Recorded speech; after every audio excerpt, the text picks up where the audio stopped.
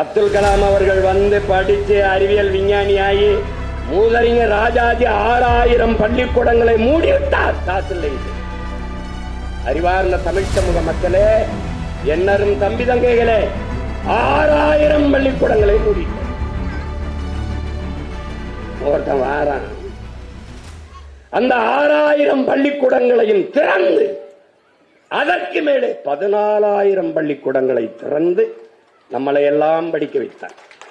இங்கே மேடையில் இருக்கிற எவனும் சரி, இவனும் சரி, எந்த கொம்பனும் அவன் திறந்த பள்ளிக்கூடத்தில் படித்தவர்கள் தான் என்பதை எவனும் இருக்க முடியாது. அப்துல் கலாம் அவர்கள் வந்து படிச்சு அறிவியல் விஞ்ஞானியாகி அணுகுண்டு கண்டுபிடிச்சு பொக்கரன்ல வெடிச்சு இந்தியா வல்லாதிக்கம் என்று பேசிக் கொண்டிருந்தால் அது காமராஜர் திறந்த சாதிதான், பள்ளிக்கூடம் தான்.